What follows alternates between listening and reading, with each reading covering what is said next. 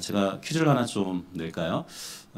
지금 저희가 보통 태양을 기준으로 하면 우리가 양력이라고 하고 달을 기준으로 하면 음력이라고 이야기해요. 교회에도 교회력이라는 게 있습니다. 그 교회력의 중심은 누구시냐면 예수 그리스도죠. 그래서 이 예수 그리스도를 중심으로 해서 이제 교회력이 시작되게 되는데 첫 번째 시작되는 교회력은 뭘까요? 네. 제가 이렇게 질문하실 줄 몰랐죠. 평소에 이런 거 안 하는데 주보에 보면 잘 나와 있는데 성탄절이 예수님의 탄생이잖아요. 근데 이 교회력의 시작은 대림절이에요. 그래서 주보를 잘 보시게 되면 저희가 대림절 첫 번째, 두 번째, 세 번째 몇 번째까지 있을까요? 네 번째까지 있어요. 잘 보시게 되면 뒤에 저희가 지금 초가 있잖아요. 제가 지금 주일마다 이렇게 초를 하나씩 키게 되는데 첫 4개가 있는 게 이제 대림절, 그 4주간을 이야기하는 거죠. 그래서 성탄절 바로 오기 전 4주 전을 이제 대림절이라고 이야기하고 교회력에는 색깔이라는 게 있어요. 혹시 지난주 주일날 그 목사님 이렇게 가운을 입으실 때 이게 스토리라고 하는데 색깔 혹시 무슨 색깔인지 보셨어요? 예, 보라색이에요. 이 보라색은 뭐를 상징하냐면 참회를 상징하는 색깔인 거죠. 우리를 위해서 그 예수 그리스도께서 이 땅에 오시잖아요. 그 4주간을 깊이 있게 묵상하면서 보내는 그 기간이 대림절 또는 대강절이라고 이야기합니다. 우리 한번 생각해 볼 필요가 있어요. 이제 성탄절이 가까우게 되면 이게 1년 중에 연말하고 조금 연관이 되기 때문에 사람들의 마음이 굉장히 많이 들뜨죠. 그리고 뭐 막년회나 여러 가지 모임들이 있기 때문에 어떻게 보면 밤에 거리가 불야성처럼 이렇게 있을 때가 참 많이 있습니다. 그래서 사람들이 많이 들떠 있어요. 2000년 전에 과연 성탄절은 어땠을까? 우리가 보통 영어로 크리스마스라고 하는데 이게 크라이스트, 그리스도 플러스 이게 마스라는 게 원래는 라틴어로 미사라는 뜻이에요. 예배라는 뜻이죠. 그러니까 예수님께 예배드리는 날이 이제 성탄절인데 2000년 전의 성탄절은 어땠을까? 잘 생각해 보면 지금의 성탄절하고는 그렇게 분위기가 같지 않았다는 거 우리가 잘 생각해 볼 필요가 있습니다. 2000년 전에는 그 아기 예수님께서 오신다는 소식을 동방으로부터 박사들이 별을 보고 어디로 오게 되죠? 예수님이 태어나신 곳은 베들레헴이잖아요. 근데 베들레헴이 당도하기 전에 예루살렘에 와요. 근데 그 예루살렘에 왔을 때 거기 있는 사람들이 그 메시아가 온다는 이야기를 듣고 어떠냐면 많은 사람들이 성이 소동이 일어나죠. 근데 놀라운 건 뭐냐면 헤롯도 그 사실을 알았지만 아기 예수님께 경배하러 간 사람들은 기록에 나오지 않습니다.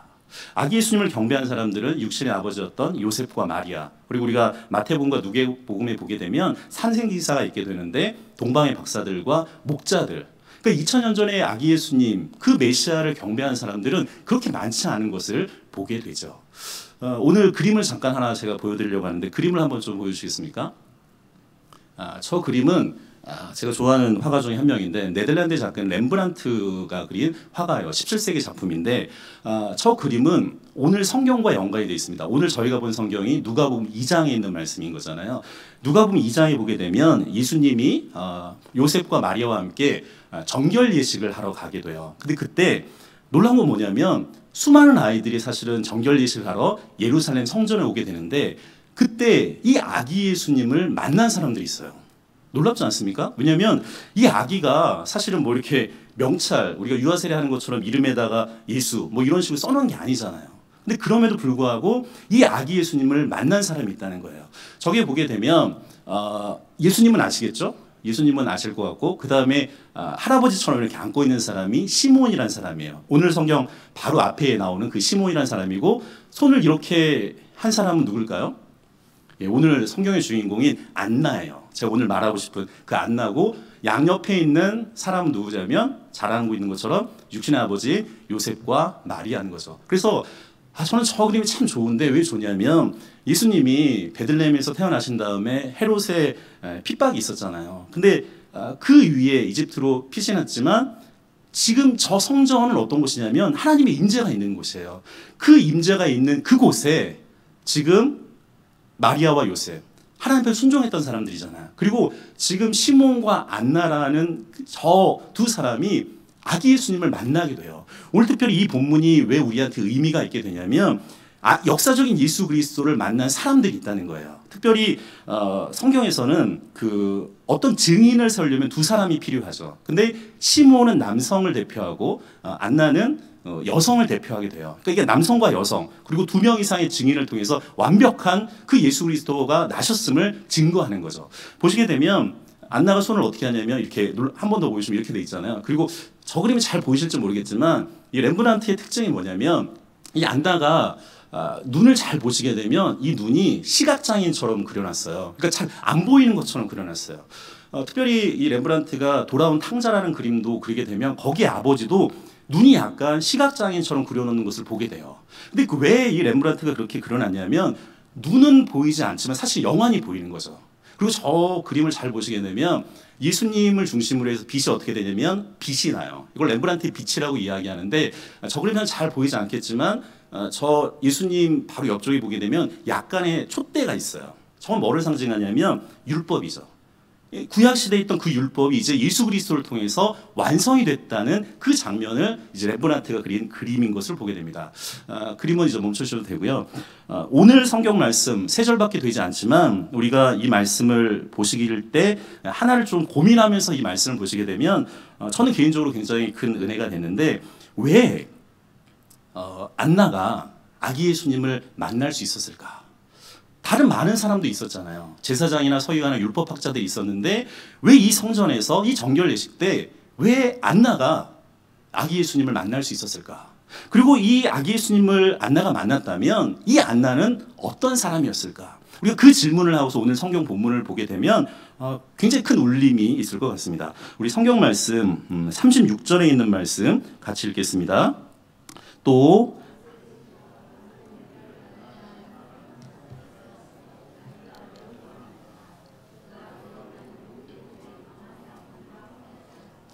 여기 보시게 되면 안나에 대한 정보들을 조금 많이 알려주게 되는데 이제 안나라는 사람이 어떤 사람이냐면 아셀 지파 바누엘의 딸이라고 이야기해요.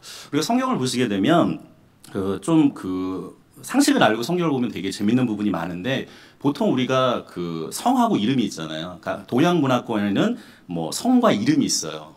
오죽하면 뭐 이렇게 본관도 있게 되고 무슨 파도 있게 되는데 동양 문화권은 성하고 이름인 거죠. 근데 이제 외국 같은 경우에 뭐 서양 문화권 같은 경우에는 뭐 퍼스트 네임, 미들 네임, 리스트 네임 그래서 이름이 이렇게 세 개로 돼 있는 구조가 있어요. 귀족들인 거죠. 근데 이제 두 개로 돼 있는 뭐 그 미국이나 이런 데는 이제 성하고 이름이 반대로 되어져 있는데 고대 근동 같은 경우에는 그 이름이 우리처럼 성이 있는 게 아니라 이름만 있는 거죠. 그러니까 이름만 있게 되니까 이거를 구별하기 위해서 지역 이름을 조금 따는 것을 보게 됩니다. 우리가 예수님을 보통 이제 뭐 나사렛 예수라고도 하고 갈릴리 예수라고도 이야기해요. 그러니까 그 예수라는 이름이 그 당시에 많은 사람들 가운데 있었는데 앞에 이제 구분을 해놓은 거죠. 아니면 같은 이름이 많이 있게 되니까 아버지 이름을 조금 분류하기도 해요. 그러니까 예를 들면 예수님이 그 베드로한테 바요나 시몬이라고 얘기하거든요. 그러니까 바라는 말은 누구누구의 아들이라는 뜻이에요. 아니면 뭐 그 앞에 있는 지파를 이야기하는 거죠. 그러니까 안나라는 이름도 사실은 흔한 이름인데 그 앞에 이 안나의 아버지가 누구냐면 바누엘이라는 사람이에요. 그리고 이 바누엘이라는 사람이 또 이름이 있을 수가 있잖아요. 그래서 앞에 뭐라고 하냐면 아셀 지파라는 말을 써줘서 이 사람이 누군지에 대해서 설명을 해주는 거죠.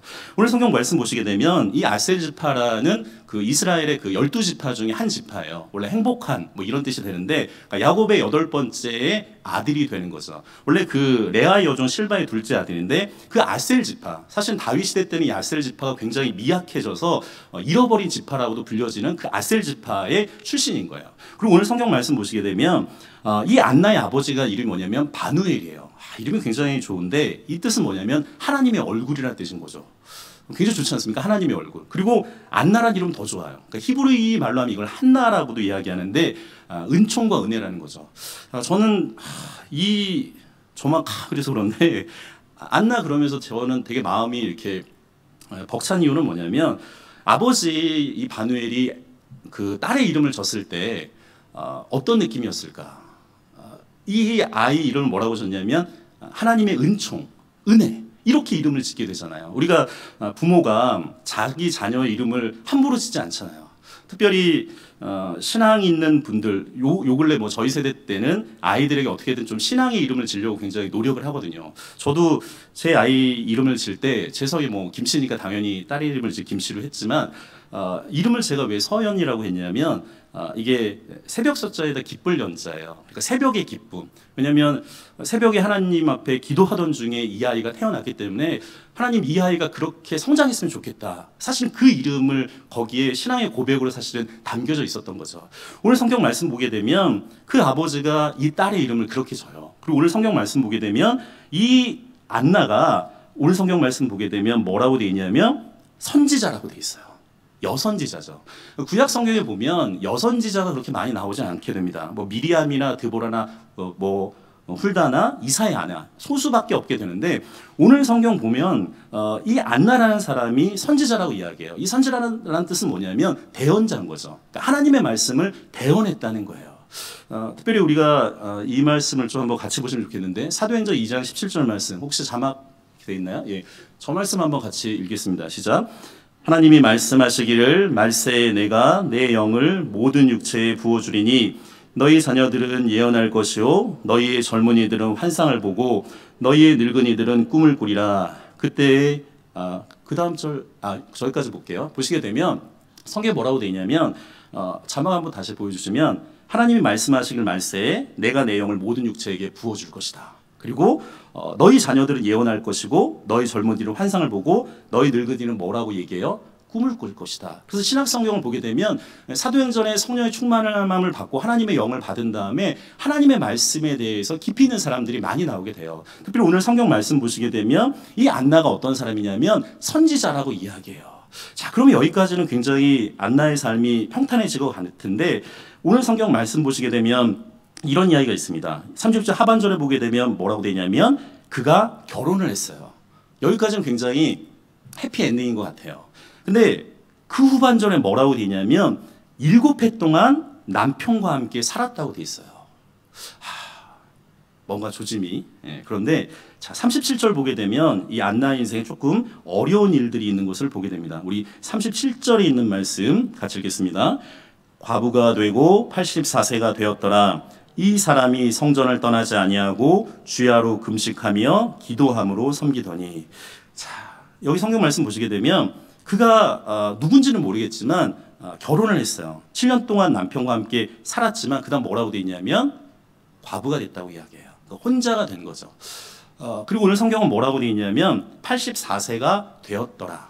어떤 성경에는 그 84세에서 뭐 더 플러스하기도 이야기하는데 조금 이렇게 역으로 한번 추적을 해보게 되면 고대 근동 같은 경우에는 결혼을 조금 예전에도 좀 빨리 했잖아요. 그러면 이분이 84세를 좀 기준으로 이야기하면 7년을 결혼했다. 7년생을 결혼했으니까 한 17세 정도로 만약에 결혼했다면 24세. 그러면 과부로 한 60세 이상을 살 수 있다는 좀 추론이 가능해요.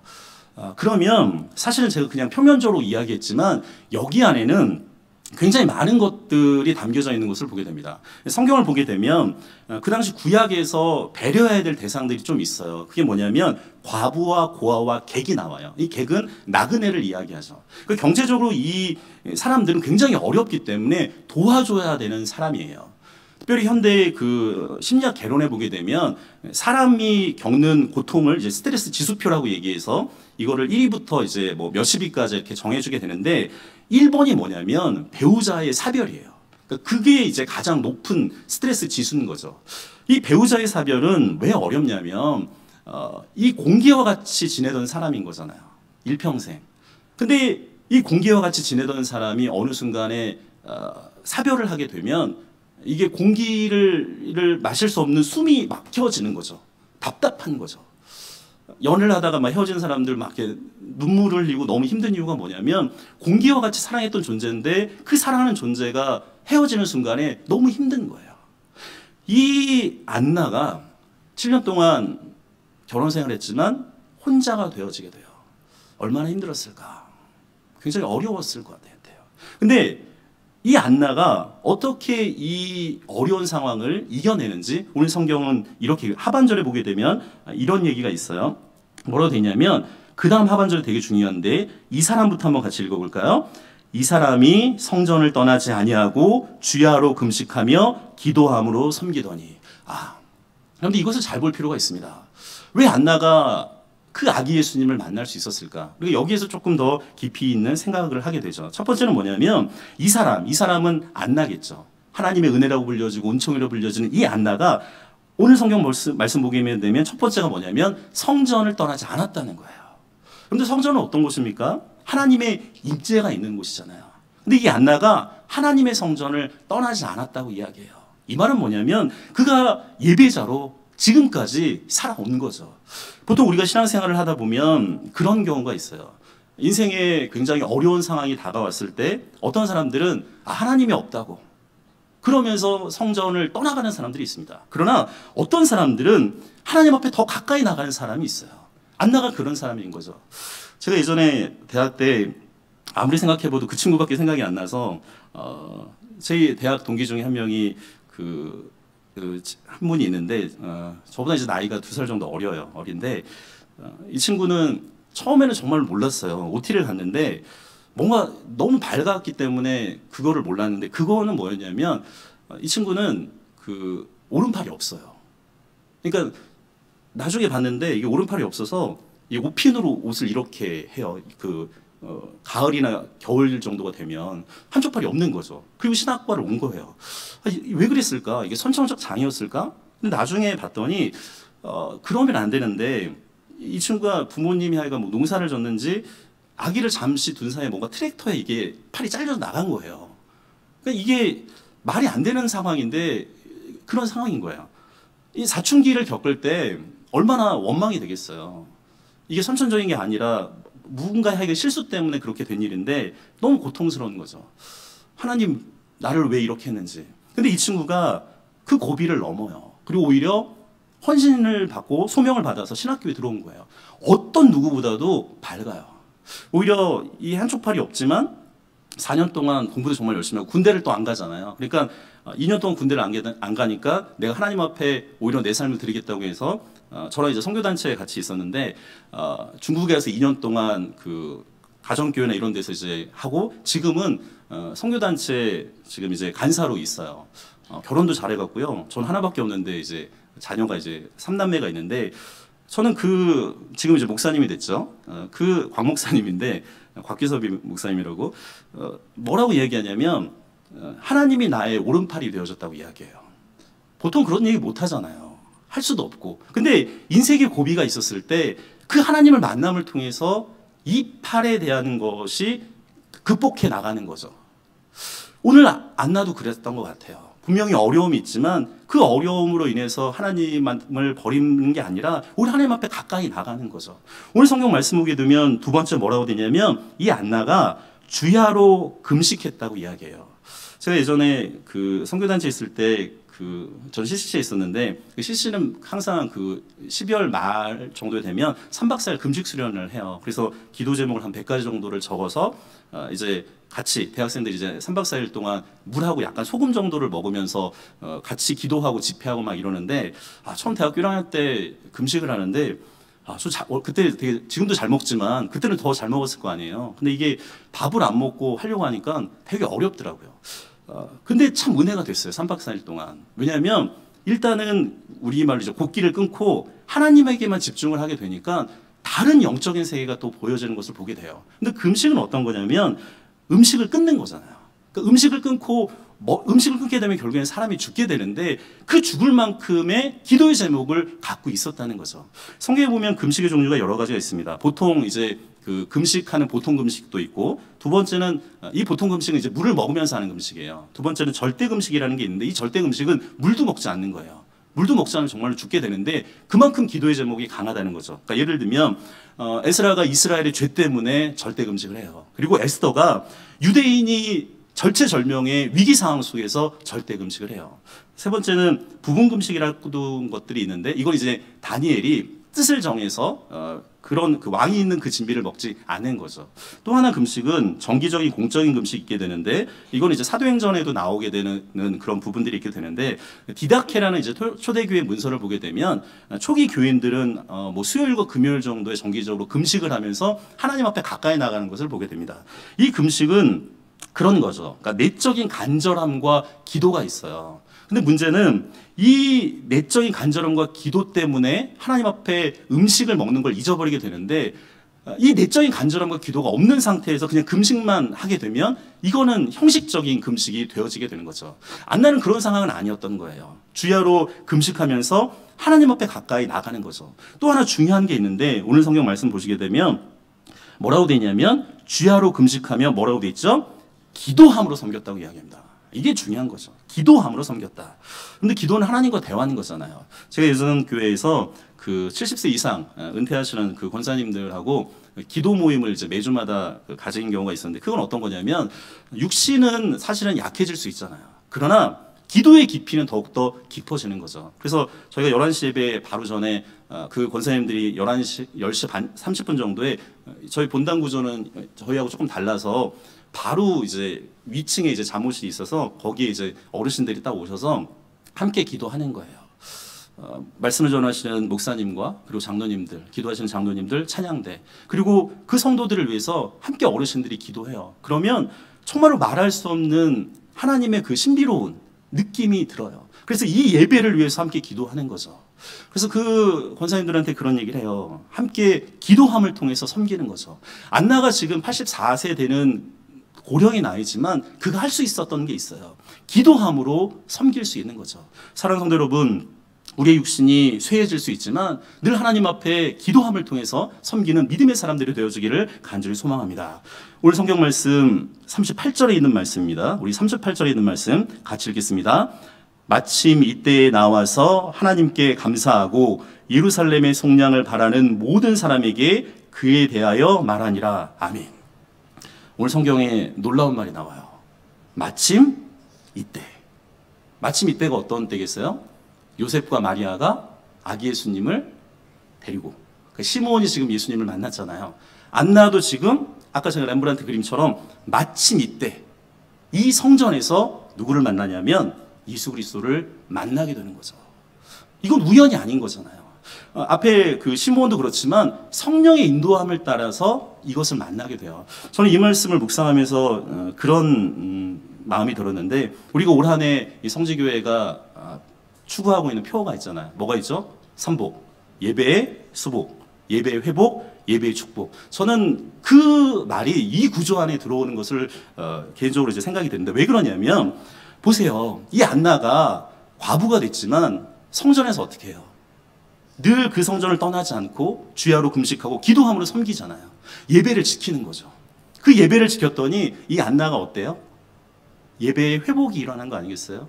그 매 순간 예배를 통해서 하나님 앞에 나가게 되는 거죠. 그리고 오늘 이 38절에 뭐라고 되냐면 마침 이때.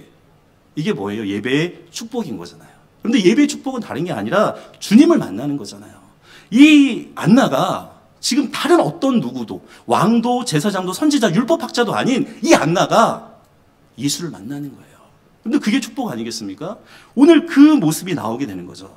그러면서 오늘 안나가 그런 얘기를 해요. 마침 이때에 나와서 그 다음 성경은 뭐라고 되어 있나요? 하나님께 감사했다고 이야기해요. 근데 신앙생활은 그런 거잖아요. 예수 그리스도를 만남을 통해서, 구원의 감격을 통해서 우리 안에 있는 건 뭐냐면 감사하는 거죠.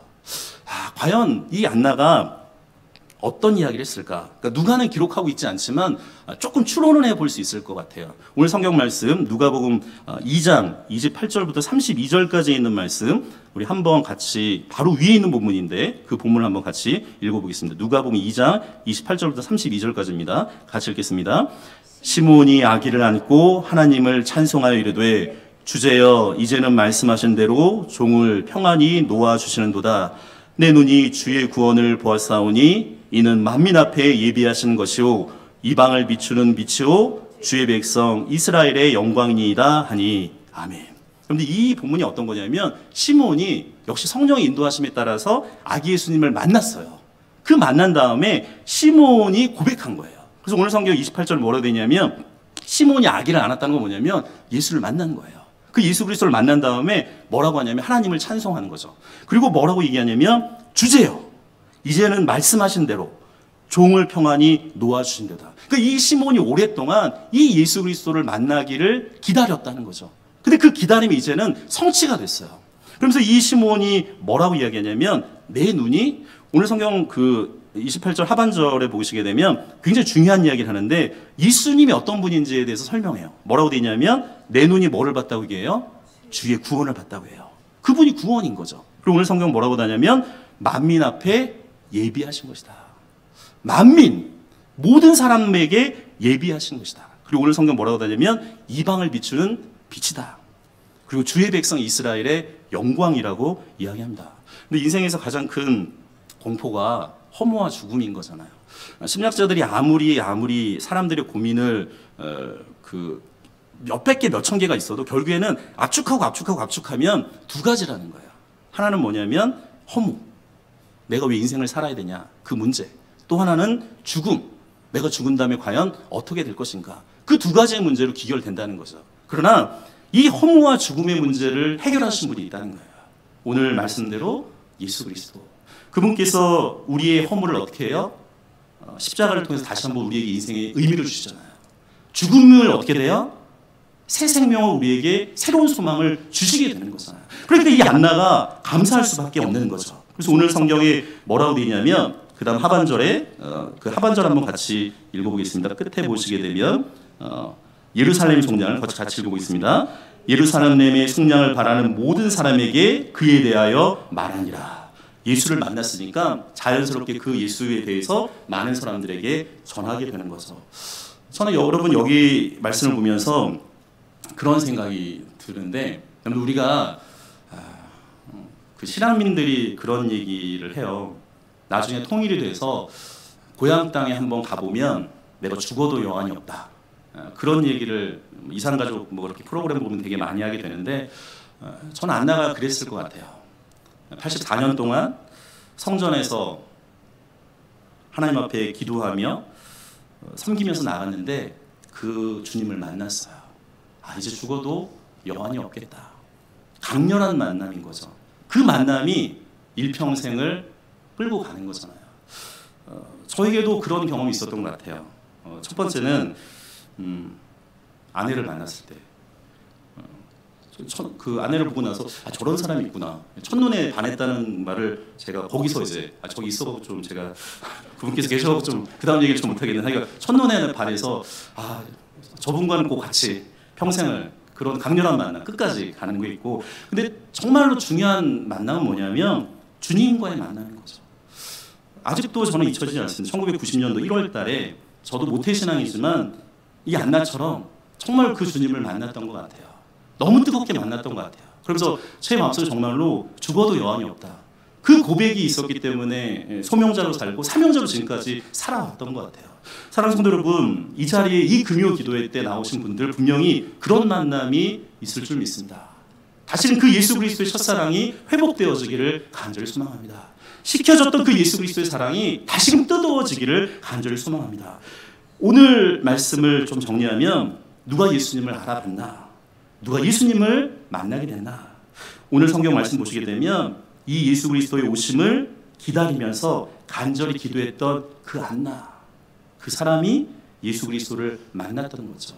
사랑하는 성도 여러분, 우리도 안나처럼 그 예수님을 알아보고 그 예수님을 영접하기를 간절히 소망합니다. 특별히 대림절 기간이에요. 얼마 뒤면 성탄절이지만 그 성탄절에 그 예수 그리스도, 그냥 연말 분위기에 휩쓸려서 우리가 그냥 막 좌로우로 치우치는 게 아니라 다시 한번 이 시간에 기도함을 통해서 그 영적인 시야가 열려지는 거죠.